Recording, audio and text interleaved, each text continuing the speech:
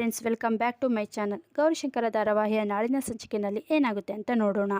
ಅದಕ್ಕಿಂತ ಮುಂಚೆ ನೀವಿನ್ನೂ ನಮ್ಮ ಚಾನಲ್ಗೆ ಸಬ್ಸ್ಕ್ರೈಬ್ ಆಗದೆ ವಿಡಿಯೋ ನೋಡ್ತಾ ಇದ್ದರೆ ದಯವಿಟ್ಟು ಸಬ್ಸ್ಕ್ರೈಬ್ ಮಾಡ್ಕೊಳ್ಳಿ. ಸಂಚಿಕೆ ಆರಂಭದಲ್ಲಿ ಈಗಂಗಾಗಿ ಪಂಕಜ ಏನೋ ನಡೆಸ್ತಾ ಇದ್ದಾಳಲ್ಲ, ಏನೋ ಮಾಡ್ತಾ ಇದ್ದಾಳಲ್ಲ ಅಂತ ಹೇಳ್ಬಿಟ್ಟು ಡೌಟ್ ಜಾಸ್ತಿ ಆಗಿರುತ್ತೆ. ಹಾಗಾಗಿ ಅತ್ತೆ, ಈ ಮನೆಯಲ್ಲಿ ನಮಗೆ ಆಗದೇ ಇರೋರು ಸ್ವಲ್ಪ ಜನ ಇದ್ದಾರೆ ಅತ್ತೆವ ಅಂತ ಹೇಳ್ಬಿಟ್ಟು ಭೈರಾದೇವಿ ಹತ್ರ ಹೇಳ್ತಾ ಇರ್ತಾಳೆ. ಯಾರವ? ಇನ್ಯಾರು? ಪಾರ್ವತಿ ಸುನಂದ ತಾನೇ?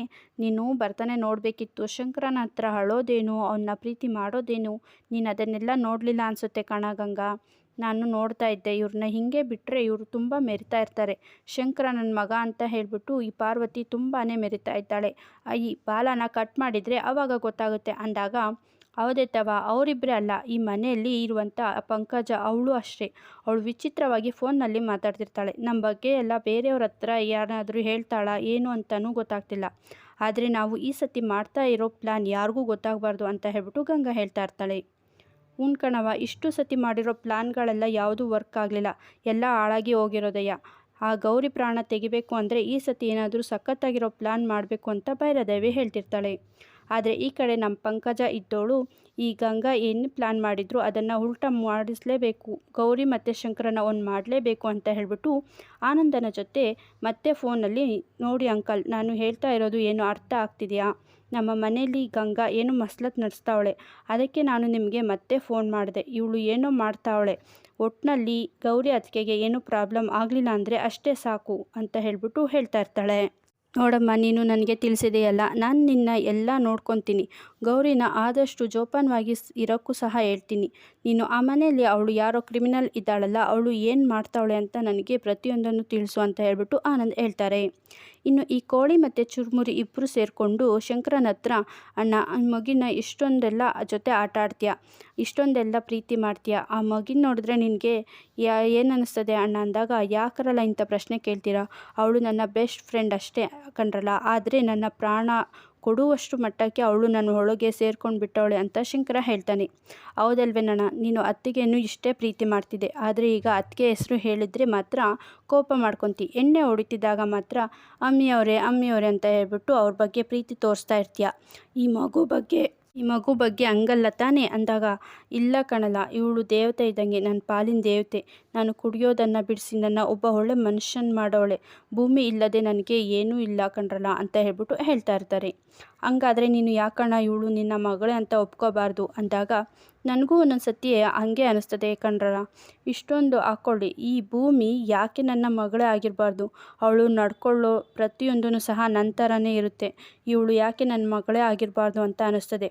ಆದರೆ ಗೌರಿ ನನ್ನ ಮೇಲೆ ಇರೋ ಕೋಪಕ್ಕೆ ನನ್ನ ಬಿಟ್ಟು ಬೇರೆ ಯಾರೋ ಜೊತೆನೋ ಜೀವನ ಮಾಡ್ತೀನಿ ಅಂತ ಹೇಳಿದ್ದಾಳಲ್ಲ, ಅದನ್ನು ನೆನಪು ಮಾಡಿಕೊಂಡ್ರೆ ತುಂಬಾ ಬೇಜಾರಾಗುತ್ತೆ ಅಂತ ಹೇಳ್ಬಿಟ್ಟು ಶಂಕರ ಅವರು ಹೇಳ್ತಾ ಇರ್ತಾರೆ. ಅಣ್ಣ, ನೀನು ಯಾವುದಕ್ಕೂ ಒಂದು ಸತಿ ಎಲ್ಲನೂ ತಿಳ್ಕೊಂಡು ಮಾತಾಡೋದು ಒಳ್ಳೆಯದು ಅಂತ ಹೇಳ್ಬಿಟ್ಟು ಕೋಳಿ ಹೇಳ್ತಾ ಇರ್ತಾನೆ. ಇನ್ನೂ ಬರಲ್ಲ ಅಂತ ಹೇಳ್ಬಿಟ್ಟು ಆಶ್ರಮದ ಒಳಗೆ ಹೋಗ್ತಾರೆ.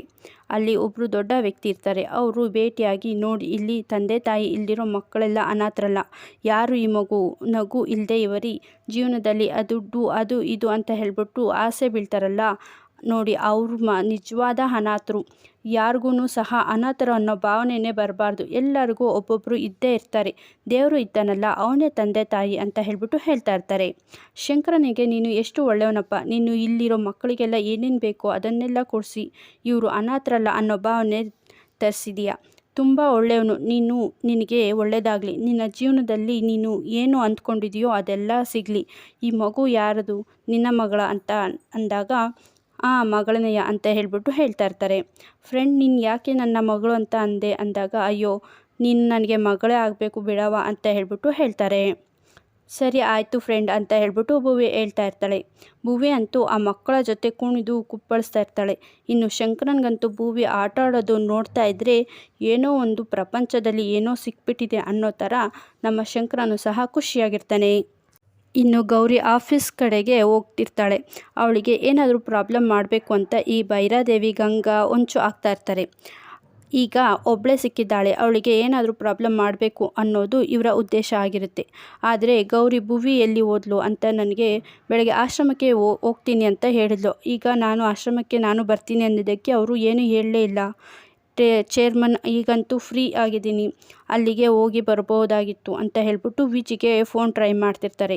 ವಿಜಿ ಫೋನ್ನ ಪಿಕ್ ಮಾಡಿರಲ್ಲ. ಇನ್ನು ಈ ಕಡೆ ಆಶ್ರಮದಲ್ಲಿ ಊಟ ತಿಂಡಿ ಎಲ್ಲನೂ ಸಹ ಮುಗಿದ ಮೇಲೆ ಮಕ್ಕಳ ಜೊತೆ ಫುಲ್ ಕುಣಿತ ಆಟ ಆಡ್ತಾ ಇರ್ತಾರೆ ಎಲ್ಲರೂ. ಅವರು ಆ ತಾತ ಇದ್ದವರು ಎಲ್ಲ ಸಹ ಮಕ್ಕಳ ಬಗ್ಗೆ ಅಪ್ಪ ಅಂದರೆ ಒಬ್ಬ ಶಕ್ತಿ, ಅಮ್ಮ ಅಂದರೆ ಧೈರ್ಯ, ಅವರಿಬ್ಬರು ಸೇರಿ ನಮಗೆ ಒಳ್ಳೆಯದನ್ನು ಹೇಳಿಕೊಡ್ತಾರೆ ಅಲ್ವಾ.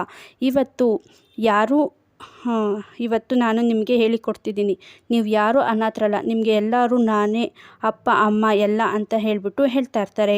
ಇಲ್ಲಿಗೆ ಸಂಚಿಕೆ ಮುಕ್ತಾಯವಾಗುತ್ತೆ. ಮುಂದೆ ನೋಡೋಣ ಗೌರಿ ಹುಡುಕೊಂಡು ಆಶ್ರಮಕ್ಕೆ ಬರ್ತಾರಾ, ಶಂಕರ ಭುವಿ ಎಲ್ಲರೂ ಅವರಿಗೆ ಸಿಗ್ತಾರಾ ಅಂತ. ವಿಡಿಯೋ ಇಷ್ಟ ಆದರೆ ದಯವಿಟ್ಟು ಒಂದು ಲೈಕ್ ಮಾಡಿ, ಶೇರ್ ಮಾಡಿ, ಹಾಗೆ ಚಾನಲ್ಗೆ ಸಬ್ಸ್ಕ್ರೈಬ್ ಆಗಿ. Thanks for watching friends.